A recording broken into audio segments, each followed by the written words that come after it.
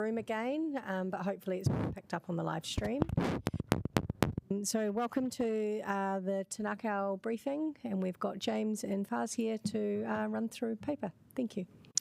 Kia ora koutou. So thank you very much for coming today. This is one of our regular quarterly briefings that we do on the Ngākau program of work that we've been doing now, I think, since 2003. We're going to talk about a few things today, but in particular we'll talk about the Capital E City to Sea Bridge paper that's coming up to the Council Committee next week. And we'll just basically do an overview of where else the program is at.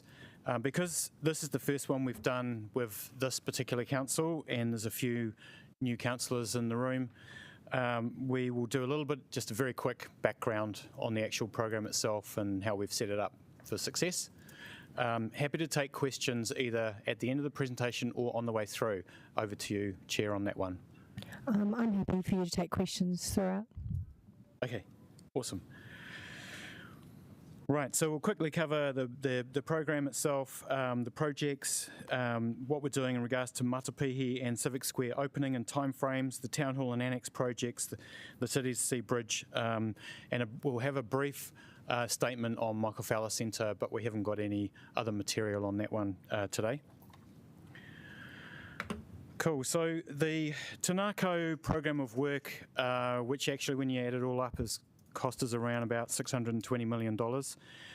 Really had its inception back in 2013 when the town hall was closed because it was deemed earthquake prone. But it was probably didn't really come of age as a program of work until about 2021 when a number of the other projects in the Civic Square area were also funded and kicked into action as well. The CAB or Civic Admin Building, as it was known, was damaged in the Kaikoura quake in 2016 and closed, and we couldn't occupy that. And Te Matapihi, the Central Library, was closed in 2019 as well due to assessments based on the results of the Kaikoura earthquake as well. We also exited MOB. We've had detailed seismic assessments done on all of those buildings, including the Civic Basement, the Michael Fowler Centre, and the Capital E building as well. So that's kind of like where all of the series of projects in the Ngākau program originally came from, and that is the collection of projects that's included in the program. Probably also of note is that in 2017, Council agreed to the National Music Centre business case. So that is an arrangement or a partnership between us, Victoria University of Wellington Music School, and the New Zealand Symphony Orchestra, and is really a 25-year long-term partnership based in the Town Hall, and we can talk a little bit more about that in questions if you're interested. Also in 2021, the Council passed the Ngākau framework, and that was basically an intent to bring all of this together and say, what is it we're overall trying to achieve, what are the principles from a design perspective, what are the outcomes we're trying to achieve, etc. And the vision statement from the Ngākau framework is that Ngākau will become the beating heart of our capital city, a thriving neighbourhood where creativity, culture, democracy, discovery and arts experiences collide on the edge of Te Whanganui Atara. Beautiful.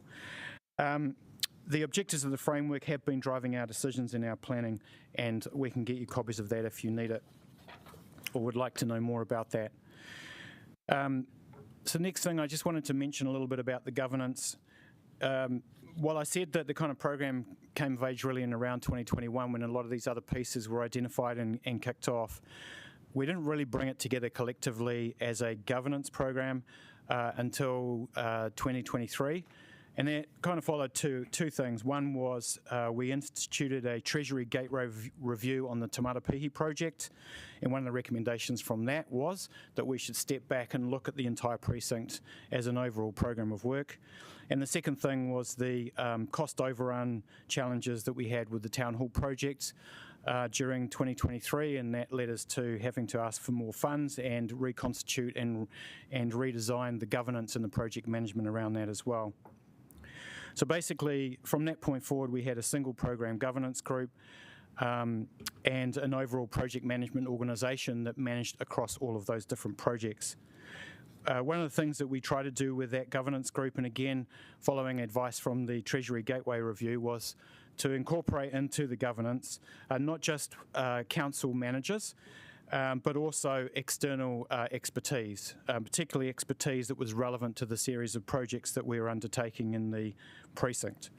And I've just noted there on the slide the 4 non-staff members of the program who have been working with us really for 3 years now and helping us come up with the right decisions and monitor progress, etc. Okay, so that's just a brief background. So where are we today? Well, the exciting thing is that majority of this should be finished this calendar year in 2026, which for people who've been here a wee while will be a wonderful thing to behold. We're making really good progress, basically.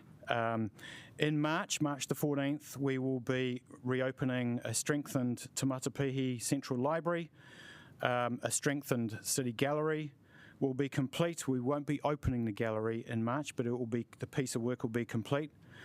The basement, which is basically the square in the middle of the precinct, there's a basement underneath that, and then there's obviously the top part of it as well. So in fact, it's actually a building in and of itself.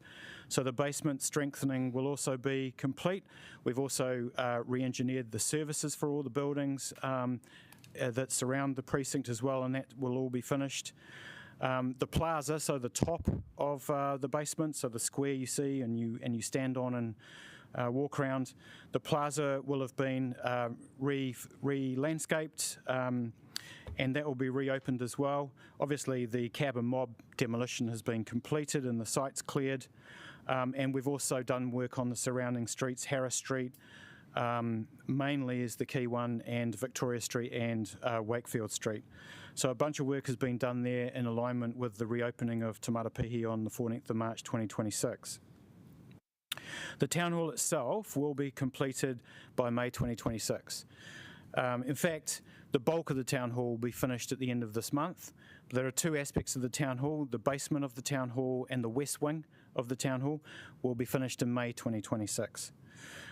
Also, right next to the west wing of the town hall is basically the front of house building we call the town hall annex. That's a completely new building built on top of the mob site, or part of the mob site, which will service the front of house requirements for the town hall. That will be completed in September 2026. The work plan with the service owners who will be using and managing the town hall and the front of house, and also with Victoria University and NZSO, states that the public opening of all those buildings will be in February 2027. So there's various different work involved once the buildings are complete from a building perspective in order to get them ready for service and to reopen them. So that means that opening will be in February 2027.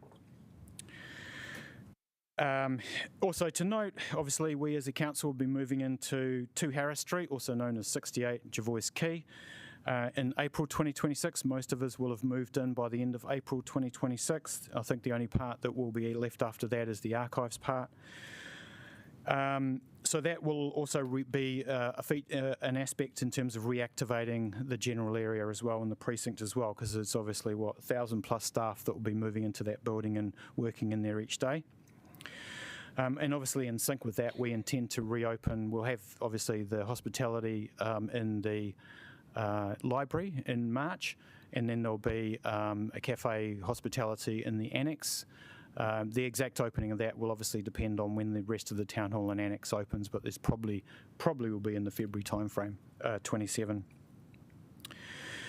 And one of the things that we've also worked on the last few years that you're aware of is the Ngākau Master Development Plan, which basically is a little bit of a blueprint that covers what we are doing today, but also talks to potential options for the future. So part of Te Ngākau Civic Precinct, there are elements within it, such as Jack Islet Green, where in the future further development could be done if the council so wish to do so.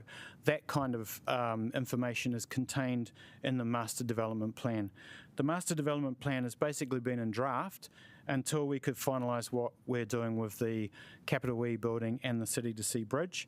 But hopefully, if you're able to make that decision next week, we'll be able to also then finish the Master Development Plan. And then finally, the last building that we really look like in the precinct is the Michael Fowler Centre. So we've had engineering doing quite a lot of work and studies on the Michael Fowler Centre to look at various different options. We've just about got all that information ready. We haven't quite got it at the moment. The building has got a 20% MBS rating. Our reading of the changes to the Building Act that are being made as a result of the PENC review of earthquake-prone buildings regulation, our reading of what they're doing is that MFC will probably continue to be an earthquake-prone building, so we are going to need to continue to think about remediation activity, and there will be a time frame that will be put on us for doing that. That's the best information we have at the moment in regards to the MFC. We have got penciled in to come back to you in March with some detailed options on MFC. We believe there is a remediation option which is within the envelope of the funds that have been put into the long-term plan, not at the moment, in a couple of years' time, to cover remediation of that building. So around the $40 to $50 million mark, we think there is a genuine remediation option for that. But we also believe it is probably better to wait until the Building Act changes actually take place. We've got absolute clarity about what we need to do for that building and when. And then maybe make the decision after that. So it may be better for us actually to wait and make that decision maybe in the August or later in the year timeframe. Councillor Young, you have a question? Okay, so I have quite a few, so can I just do three first of all? First of all, is it the end of life for the ghastly artificial grass on the Civic Square? Correct. Thank you. Second one, what's going to happen to the robber franken, the pools and the dolphins? No, not the dolphins. I know what's happening to the dolphins. So it's those sort of shallow pools that were all over by the library and by the town hall. Yes, they're all, Councillor, they're all gone, mainly because they have leaking problems and they leak to the basement into the Civic Square. And the cost of basically waterproofing we had to tank the entire basement. That was not possible. And I mean, it's possible, it's very expensive. So we decided not to have those ponds. Instead, we have more planting in collaboration with Monofino. Okay, and then so one more question, and then I'll. So who's going to be running the library cafe? Is that confidential or not? Commercially confidential? Is that signed up? Okay, it will be the previous person, Sam, who ran it before it was closed. Yes. Sam. Yes. Okay. Thank you. Thank you. Thank you. We have Councillor Calvert with a question. Oh, yeah. Okay. In terms of the Michael Fowler Centre, especially with bringing the town hall back on tap, are you likely, if it's going to take a few years for remediation, is there being some consideration to mothballing it in the meantime? So we have done a life safety assessment. Yes, so I think the building is safe for a while to be used. In terms of the remediation work, we had some conversations with the contractors in terms of how long does that take. We believe there are solutions in terms of we do some of the work while the venue is still operating, and some of the work requires closure of the building. We believe that probably is between 6 months to 12 months rather than years. That's the limit of the work is very limited. It's nothing like Town Hall. It's a very kind of targeted retrofit of Michael Fowler Centre. So we believe that we may not need to close the building for a long period of time. Of course, that we need to go through detailed design of the structural kind of seismic solutions that we have. But initial conversation with contractors that they believe it's possible to minimize the disruption to the venue so venue can operate while some of the work is happening. Of course, there's a high peak air time that, we have a lot of events, so probably with less work during those times. There's times that we can actually utilize most of the building to do most of the work. Thank you. Mayor Little? Ready to follow up to Councillor Calvert's question. So what are the prone areas of the Michael Fowler Centre? Prone. Yeah. So the biggest, the most significant part that has the most significant consequence is the roof. So the roof either needs a significant strengthening, or replacement, and that's where the contractors come into play, that what is the best solution here in terms of the speed of the work, but also the methodology in terms of removing the roof without affecting the fit out inside the building. The fit out is quite precious. Everyone loves those fit outs, so we have to really think carefully what is the methodology around replacement of the roof. There are a number of other seismic vulnerabilities in the building that, even if looking at the amendment bill, most likely those vulnerabilities will be considered as still vulnerabilities. However, the methodology and the amount of work that is needed to strengthen those elements is not as significant as the roof. But if we address the roof, we probably, from a safety point of view, we remove a significant aspect that has significant consequences, considering that if the roof collapses. Thank you. We'll just pause questions for now and let you guys continue on. Thank you. Sure. So just on the screen at the moment is a diagram, bird's eye view of the precinct, just so to help you orient yourself. At the top there is Harris Street, so just slightly off picture at the very top would be 2 Harris Street or 68 Jervois Quay, where we're moving our offices to. A piece of work on Harris Street, I'm not sure if you can actually read that on your screen, but basically it says complete February 26, open March 26. Just down to the left is the library opening 14 March 26. Right of that is the gallery, which will be complete March 26. It'll open in October 26, and that was a decision made by Experience Wellington. Just below the gallery is the main part of the square with the basement underneath it, which will be complete March and open March 26. Just below that is the future activation development site. So that is the site where we have been negotiating a heads of term agreement with Precinct Properties to build on that site. There won't be anything built there by March 2026, and unlikely by February 27. So we will do some work to make that an open space and activated with the rest of the square. Slightly to the left and above that, and just below the library, you can see a little bit of area that is going to be some trees and gardens and stuff area. Sorry, is there a technical term for the area? Sorry. Green space. Green space. Thank you. So that will be complete December 26 and open December 26. And the interesting thing there is that, look, that used to be part of the cab building, so we've actually reduced the size of that space for development and put that green space in there, and that was after a lot of feedback that we got in the submissions from the community around more green space.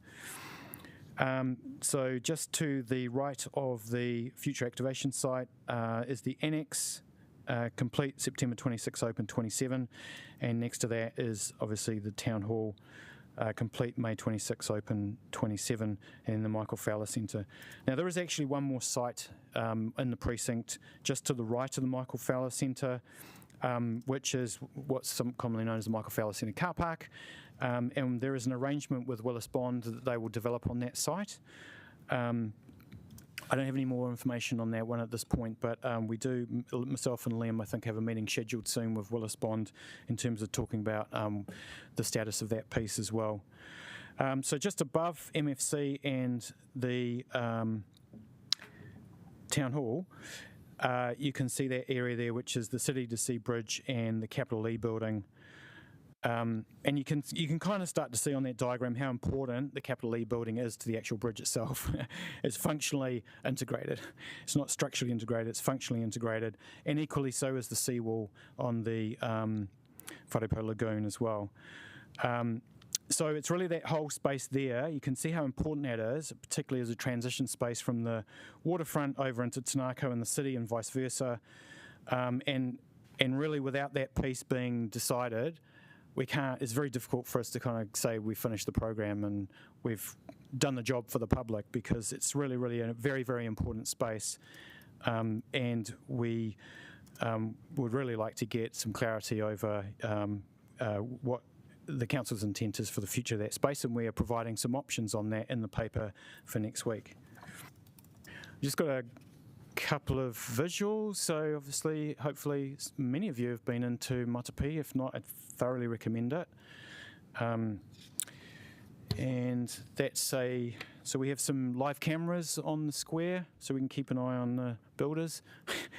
No, because so exactly, and yeah, so that's just a still from one of the live cameras taken the other day by FARS. So things are progressing really well. You can start to see the final finishing of the square itself coming through there, and how nicely that flows into the library in Matapihi. And the bottom there of the library, which is the kind of top right of the diagram, that's in essence where the cafe area is in the library, so it can like spill out onto the square and you can have that flow going back and forth. That's really nice. You'll see the same thing with that wooden box looking thing, which ultimately will be a beautiful annex. The same kind of flow coming in there and then into the town hall, which you can't quite see on the left-hand side in the bridge. So that's progressing nicely. And there's an artist's impression of what it will look like at the end. Also, noticing those little green spaces that we're trying to put in just below Matapihi as well. And then that's another recent picture from the inside of the auditorium in the town hall. It's actually looking away from where the organ is being installed at the moment. So that's getting very close to being complete as well. And then finally, there's a visual there of the Town Hall Annex, the front of house piece. So this is, imagine if you're on Wakefield Street, just outside West Plaza, you look across and that's going to be the entranceway, and there'll be some hospitality and stuff in there for the Town Hall itself. And that's all on track for September 2026. Right, now one of the main reasons that we want to kind of get clarity on the final pieces of the Ngākau program puzzle, i.e. the Capital E and Bridge, excuse me, is so that we can then help you with the work that you're doing in terms of the finances and annual plan and thinking at the moment, and get to a very finalised estimate for the total for this program. We believe that there is probably in the vicinity of just under $25 million that we aren't going to spend, that has been basically allocated to these projects that we will not be spending, on the assumption that we go ahead with the recommended option for the Capital E building and City to Sea bridge that we're putting in the paper.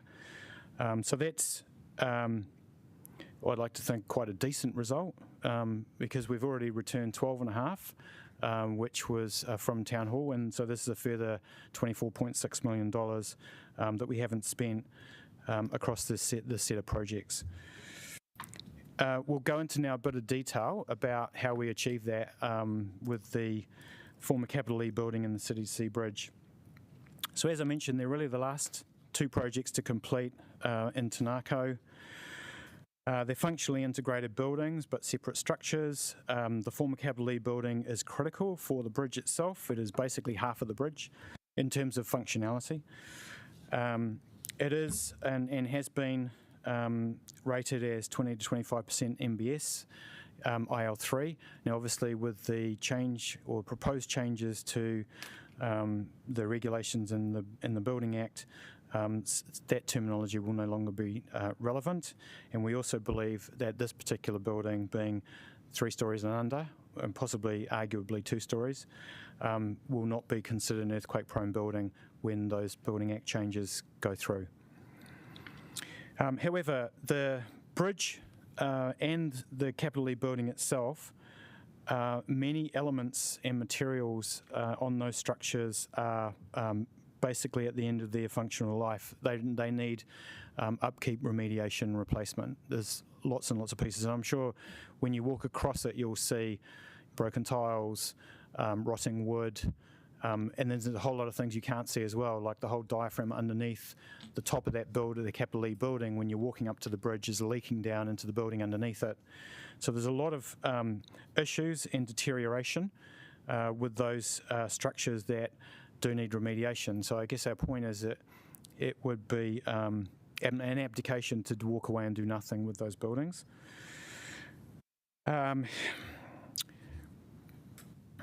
If we are able to get a decision on doing the remediation to these two buildings. Obviously, we can get on with that now, and we can get that completed in the time frame of all those other times that I've mentioned about how we're completing these buildings during 2026.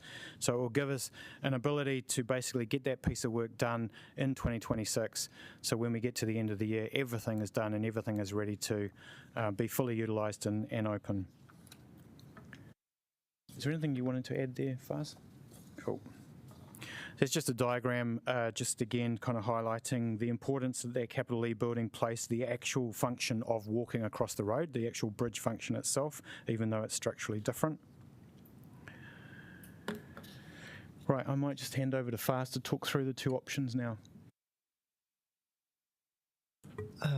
Kia ora, councillors.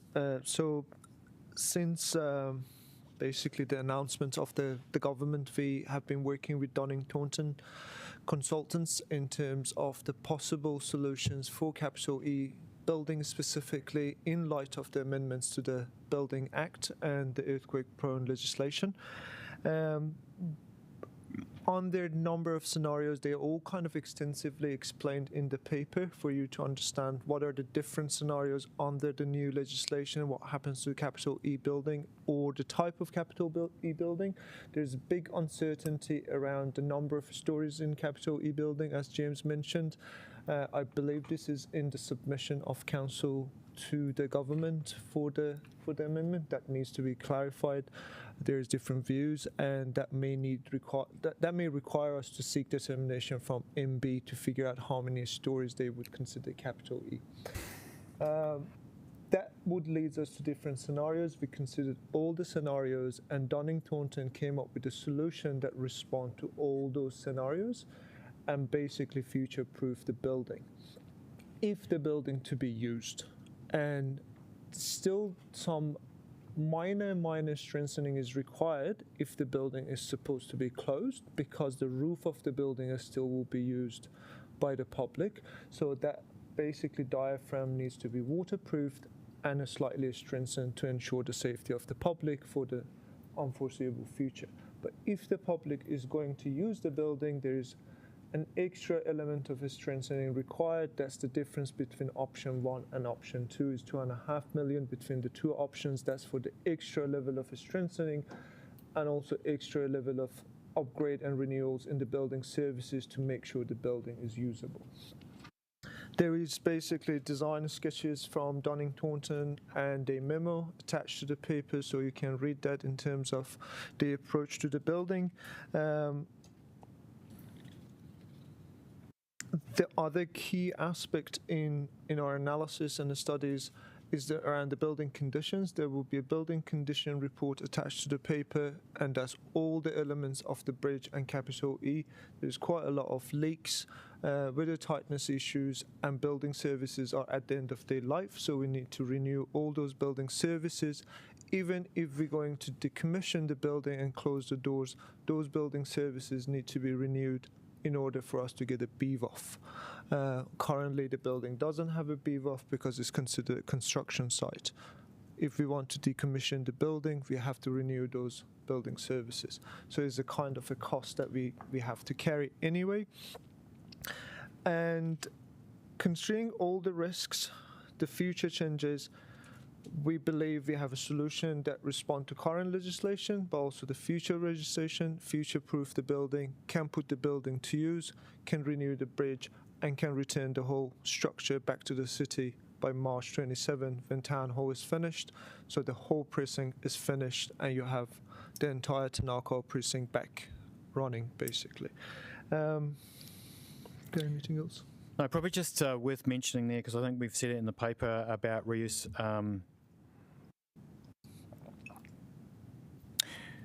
Yes, reusing of capital E as a civic building. So basically what these two options, just to summarise, the first option means that we would just shut the doors and not reuse the building. The second option, the cold shell, is where we could actually reuse the building. A cold shell basically is doing the absolute minimum required. So if some third party then turned up at some point, wanted to lease that building for a long period of time and or council wanted to use it for some purpose, we would then have to spend money on actually doing a full fit out and all those kind of things that you do with a building. Incidentally, a cold shell enables that building to be used by Experience Wellington, who have shown an interest in using that building as part of their displaying various different art features and aspects of the gallery. And I think they may have spoken to some of you about that, but they definitely see that as a real opportunity. If we cold shell finish it, that Capital E can then use that, and they can activate that space and use it as a art display site. And what happens from that point forward is really then, I guess, up to the direction that you set. If you then want us to go and look at potentially then leasing that building out to a third party for some other purpose, we can start looking at the market and seeing what opportunities there might be for that. But I guess, cold shell finishing it just gives us a whole set of opportunities for the future, rather than just kind of locking the doors and letting it be. Okay, and finally, just to give you an indication of what the net result of the renewal of the bridge in Capital E would look like. It's from the bird's eye view. It'll look something like that. I'm sorry, it doesn't really give you much of a clue. It's not very realistic looking, but you can see how, in essence, all the current structures are there. We've made some changes in regards to green spaces, the steps that approach from the laneway between MFC and the town hall, the finishing on the top of the Capital E part of the bridge, etc. You can see, obviously, that all of the artwork is retained on the bridge and refurbished, and there's a number of notes there that I'll let you read through as we go forward. Thank you. Thank you, James. Is that the end of the presentation today? Okay.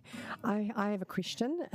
Would the City to Sea Bridge be closed for that remediation work that would be happening? In our initial discussions with contractors, we asked the exact same question. What are the possibilities of minimizing the access restrictions on the bridge? They're quite happy to enable that. I think this is something that depends on the time frame that we give the contractors. If we ask them to do the job very quickly, they may need to close the whole thing and do it very quickly. But if they have more time, they probably can do section by section and maintain some level of basically crossing from the other side to this side. This happens in all of our construction sites. This depends on what we prioritize here, the speed of the work and the time frame that we expect them to finish the work, or the basically level of amenity and service that we provide. Thank you. Councillor El-Rubai. Thank you. I've got a couple of questions. One on the green space area that we're trying to figure out what to do with it. I know we've got some submissions from the community and we've spoken to a few last year. What other opportunities are there for community engagement around what can go around in that area? So, Councillor, just to clarify, are you, I just go back to that other map. That one there. So are you referring to so down in the left corner, not the white space, but the other little piece of space? Yeah. So you're asking what opportunity is there for the community to be involved in the and designing what goes that and piece? Yep. Because my understanding will be temporary, that it would be an empty space. No, the white space would be temporary. Oh, okay. That white bit, but the little bit on the kind of upper left between it and the library, that'll be a permanent feature, and there'll be a green space there. Okay, permanent fantastic. Green space, yeah. Okay, so then I will redo my question. It is about the temporary spaces. How long will it be temporary for?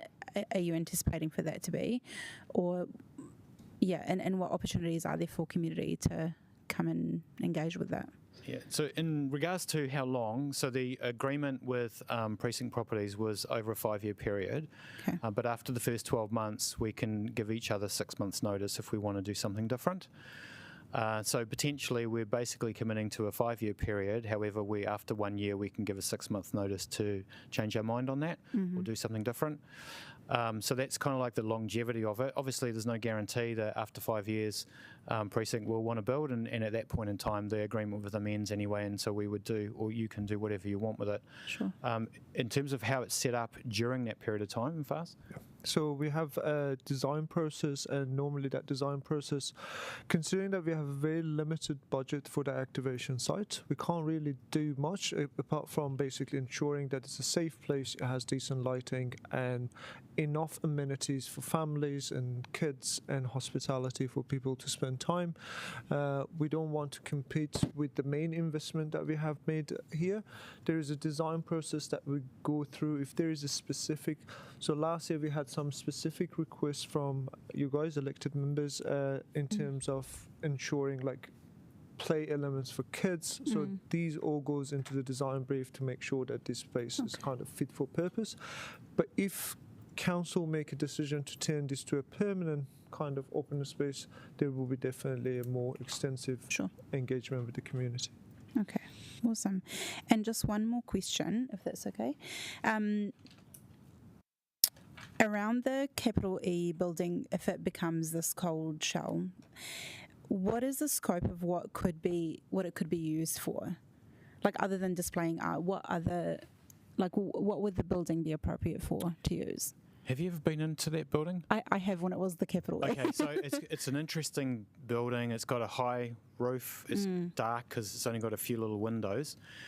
It was set up partially as a theatre or auditorium and some studios, etc. So basically all of that is still set up like that. There's a certain some amount acting that there, I would remember. be, that would be pulled out, but you'd probably be left with basically a kind of auditorium type space. Okay. That doesn't mean to say that you couldn't turn it into offices, but it wouldn't have a lot of light, natural light coming into it. And so I guess it could be used to, obviously a gallery, a performance space, a hospitality space, a storage space, Music venue. Music venue. Okay. Yeah. Cool. And one of the reasons we decided to do the cold shell, because cold shell would provide that flexibility to that type of operators, because they can add their own kind of flair or fit out or additions to the building. Because there is no fit out, it gives them the flexibility for the type of gallery to attach sound systems or specific type of lighting. So we are not responsible for the risk that comes with that, but also they have more flexibility to do what they need to do with the building. And is there any sort of... Sorry, I've got a long list of people. Sorry. I'll add you to the bottom in case we've got more time. Councillor Matthews. Thank you. My question is about the CTC Bridge and the road, because quite key to the advice when we made our decision was the bridge falling down and debris being on the road and the lack of resilience in terms of that path. So my question is, has that advice changed, and is any of the work that would go into refurbishing the bridge improving the potential for it not falling on the road and us not having an access way in, say, an earthquake? No, that advice hasn't changed. The risk is still there. Yeah. And the kind of work we're talking about on the bridge, I don't think is structurally strengthening the actual bridge itself in terms of that risk. Yeah. Is that going to be covered in the paper? Okay. Thank you, Councillor Matthews. Councillor Calvert. So with the cost of, say, 15 million, and the original cost for demolishing the bridge was 36 million, is that right? So we've basically got savings of 21. I wasn't sure that matched the figures in... Yeah, so some of that 36 was intended to, once you demolished it, like landscape it properly, etc. afterwards. So okay. So sorry, there's 3 elements to that 36 million. A portion of it was for loading dock, and that loading dock is around 4 million. The strengthening of capital E is 9 million, and the renewal of the bridge is 6 million. That leaves us with 17 million saving. Okay. So I knew that would be a bit confusing. Okay, just wanted to clarify. So even though it wasn't accounted for initially, what we've also done is we've saved money because we haven't had to fund a replacement bridge. Correct. Would that be correct? Yeah. Just what's happening with the space that's being used as a project office now? That where we've been in at this side of Harris Street. The little lean-to, yep. What's happening to that? When we finalised the master development plan, we will green space that area.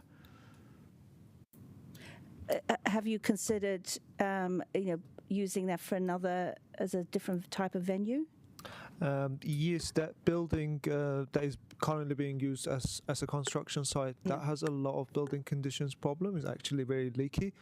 The benefit that we get of spending money fixing that tiny little building to the operation that we can put in is not really. Okay, thank you. Guys, I do have quite a long list here, so I'm going to have to limit everyone to one question, I'm afraid. Councillor Randall.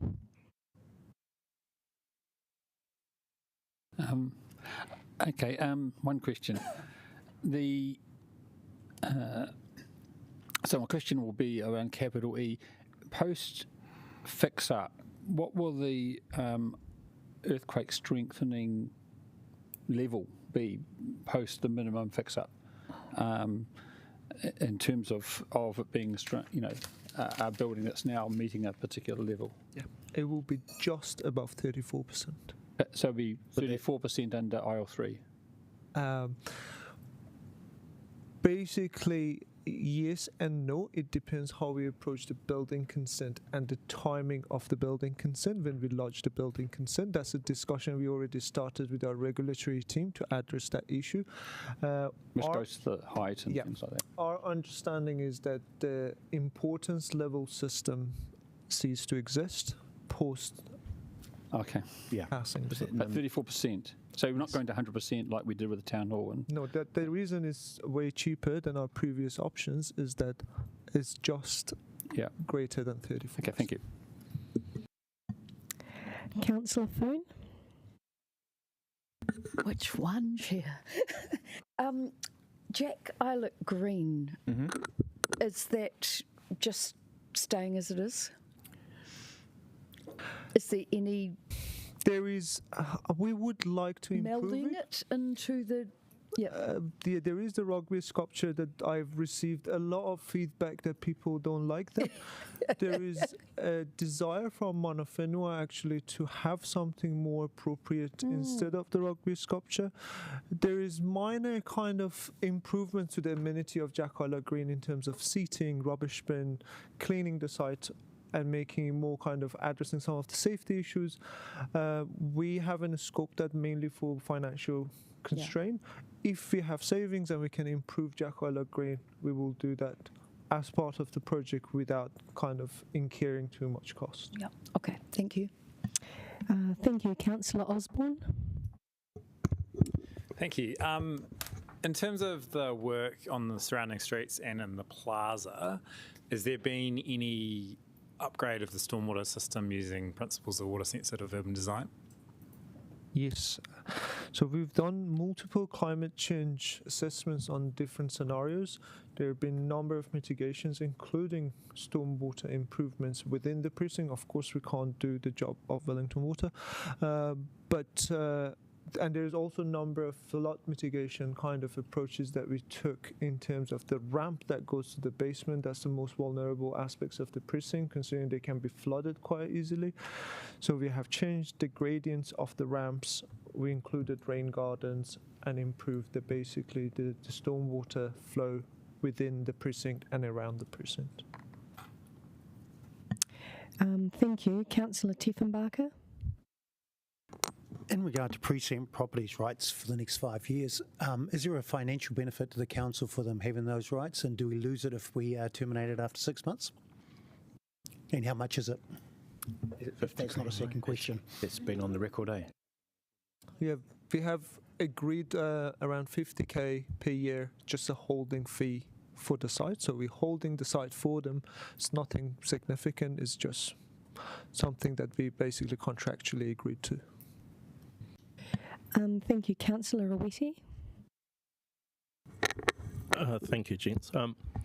In the on the plans here, a lot of parking has been taken out from Harris Street, Victoria Street, and Wakefield Street, and I'm also wondering about the parking below the square in relation to what was there before construction. Can you give us an update on the number of car parks that will be available, the type, especially in the front, in terms of parking 5, 10, whatever, temporary, and also a breakdown of what parking you're expecting in the basement? So, in terms of basement, the number of car parks hasn't changed. It's the same as it used to be in the past. Minus number of changes in the configuration of the basement in Te Matapihi, because the size of base isolators, they're significantly bigger, so they took over some of the car parks. In terms of this street, I need to assure you that there is no car park taken away from Victoria Street or Wakefield Street. Harris Street had a number of angled car parks, which was a risk for the traffic. Specifically, the police have really high speed traffic there in case of emergencies. They didn't like the angled car park, so the angled car park has turned to parallel car park. Still, we have car parks in Harris Street. So I believe there's 5 car parks has lost on Harris Street. However, Wakefield Street, all the car parks that are currently there will be there by the time the project is finished. Thank you. We are now going to go to the second round of questions. So, Councillor Al-Rubai. Thank you. I'm not too sure if this question is ready for now, but ultimately, if we come to that decision of having capital E as a cold shell, is there some sort of understanding around what return of investment that would be if we are able to hire it out to people? Well, yeah, under your direction, we can investigate those things. Sure. Yeah. Okay. Thank you. Thank you. Councillor Foon. So just to follow up from Councillor Al-Rubai, will there be an opportunity in the paper to provide direction on what to do with the cold shell? We haven't specifically said anything in particular of what will happen with the cold shell in the paper, I don't believe. So we could add that. Don't see why not, yeah. Yeah, thank you. Okay. Thank you. Councillor Randall? Yeah, I think, excuse me, Councillor, sorry, Councillor. What I did mention about Experience Wellington, they've obviously registered an interest in using it. So yeah, other than that, there is no other guidance. Yeah. Thank you, Councillor Randall. Yes, thank you. Look, the decision we have before us is whether or not to enable Capital E to have a cold shell built extra money, and so I guess I'm like many other elected members are struggling a little bit to understand what we're really in for. So I was wondering if there is time, not that we would necessarily be a recommended option, just to scope up what additional money there would be to turn what is a cold shell into something like an Experience Wellington exhibition space or an auditorium or something, because just to give us an idea to say, well, we're going to go a step to here without necessarily preempting the future, but also that there might be another $2 million to make it like this or like that. Is that possible in at least in an informal sense, even if it's not a specific option? What we've put down as the cold shell is sufficient for Experience Wellington use it as a exhibition space. Okay, so that's sufficient for them to use it as an exhibition without anything else.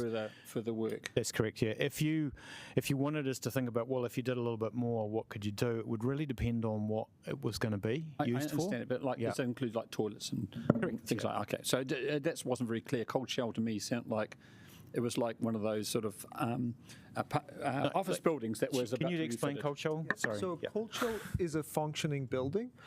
I'm going to try. So all the lights working, all the heating system works, cooling system works, doors have security, and most toilets work. Everything works, and we paint the building black.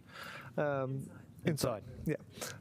So it is basically a functioning building that you can use, similar to industrial looking type building, and that's why the gallery is very interested, because they don't have to deal with light issues removing the light, adding the light is a basically black box that they can play with, and that's why we are not anticipating that there's any extra cost to council. Of course, if they want to have a sound exhibition, they have to bring the sound equipment to attach it to the system.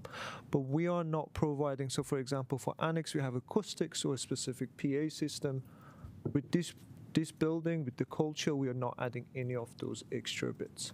Okay, so that didn't really come through in the slideshow, but in the report, could you just make it a little bit clearer? Thank you very much. Thank you. Councillor Young? I've got a whole lot of questions, but I'll ask you later, so I won't hold everybody up. But just tell me with the Michael Fowler Centre, with the remediations, is there any possibility of improving that terrifying staircase that one day someone will fall down? I don't think so. I don't think that's been scoped in. It's not scoped in, and it will come at a cost. Yeah, no, it's just, I just sort of think it's going to be like that football disaster in England. No, it's not me. It's the person in the middle, because there's no banister in the middle. That's the problem.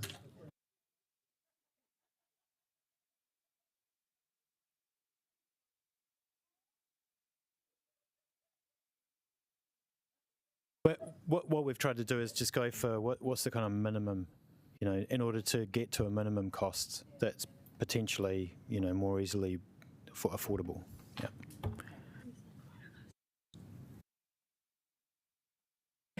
Thank you.